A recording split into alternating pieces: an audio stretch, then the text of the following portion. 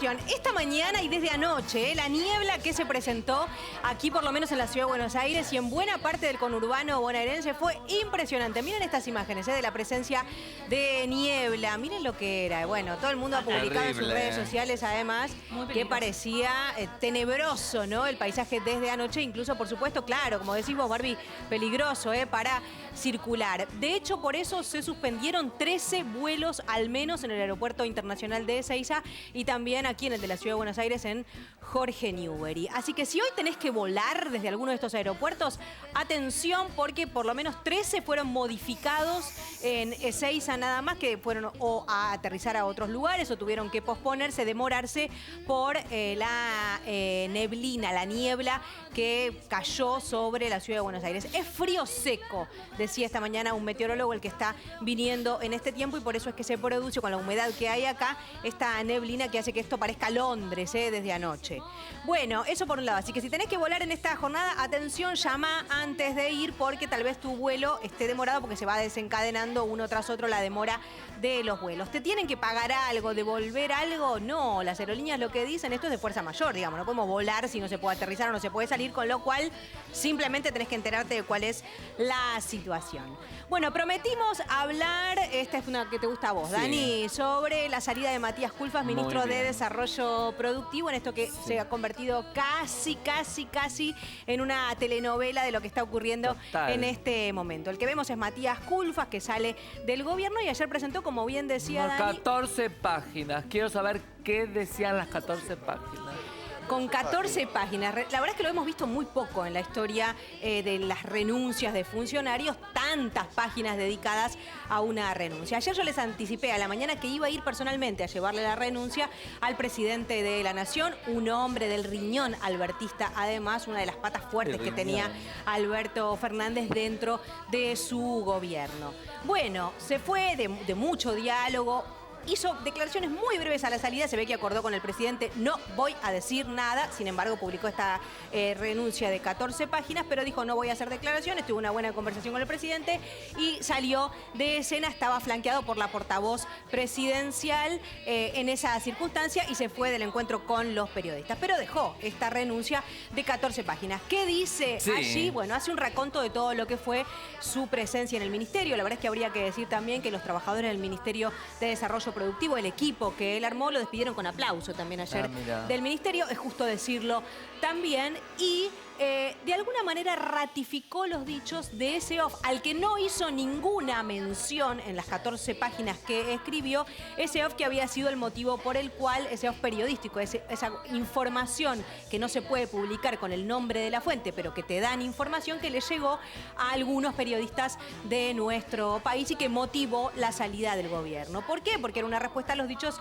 de la vicepresidenta de la Nación y de alguna manera cuestionaba a sus funcionarios, a los funcionarios que según Culfas responden a la vicepresidenta de la Nación, que fueron los que cerraron el acuerdo para la provisión del metal necesario para construir un muy importante gasoducto, el gasoducto Néstor Kirchner, que va a proveer de gas a buena parte de nuestro país si logran hacerlo, y ahora les digo por qué digo esto, si logran hacerlo para el próximo invierno.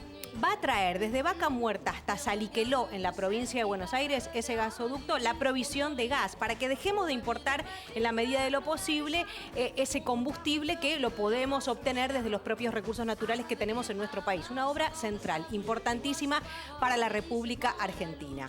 Culfas ratifica en esa renuncia, bueno, que él efectivamente considera que fue injusta la mirada, la apreciación que hizo la vicepresidenta a lo que ocurrió con el acuerdo para la provisión de que Techint ponga el material necesario para poder construir este gasoducto, porque son funcionarios que responden a la propia Cristina los que cerraron ese acuerdo. Lo cierto es que de alguna manera esto puso un manto de duda sobre lo que se acordó para la construcción de ese gasoducto. Y por eso les decía, si es que se logra construir el año que viene, porque a río revuelto, ¿qué ocurre? Ganancia de pescadores. Exactamente. Estaría Entonces la absolutamente. oposición metió su cuchara y dijo acá hay una denuncia que está haciendo un ministro saliente, que esto lo investigue la justicia. ¿Hubo o no una licitación hecha a pedir de boca del grupo Techint? Él dice en su carta de renuncia, de ninguna manera yo hice una denuncia en ese sentido, no hay ninguna denuncia de corrupción, pero sí les corresponde a esos funcionarios haber acordado de esa manera. Si hubiera querido hacer una denuncia, hubiera ido a la justicia, que es donde se hacen las denuncias, no era una carta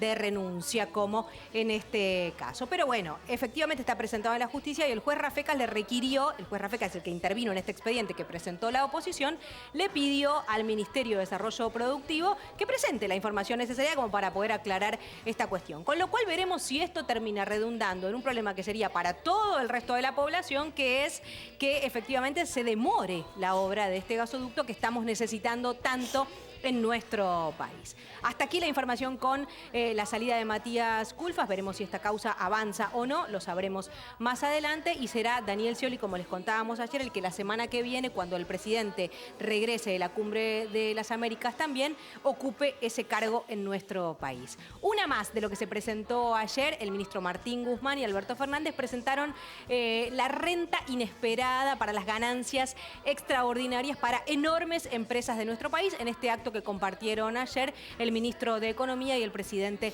de la Nación. ¿Qué es lo que están proponiendo? Bueno, gravar con una alícuota superior del 15% al impuesto a las ganancias a las empresas que hayan tenido durante el ejercicio 2022 más de 1.000 millones de pesos de ganancia o hayan superado el 10% de lo que habían tenido de ganancia en el año anterior. En definitiva, una porción muy pequeñita de empresas de nuestro país, las más concentradas, las más grandes empresas, alrededor del 3% de las empresas de nuestro país, que deberían tributar esta alícuota por arriba de lo que ya pagan del impuesto a las ganancias. Hoy va a haber un hecho importante porque hay una reunión muy importante de empresarios y tanto el presidente como el ministro de Economía están invitados allí en el Sheraton. Ustedes saben que hay incluso una movilización frente al Sheraton por esta reunión de los empresarios y buena parte de ellos, que son los grandes empresarios concentrados de nuestro país, son quienes deberían pagar esta alícuota por la renta inesperada. Veremos qué palabras dan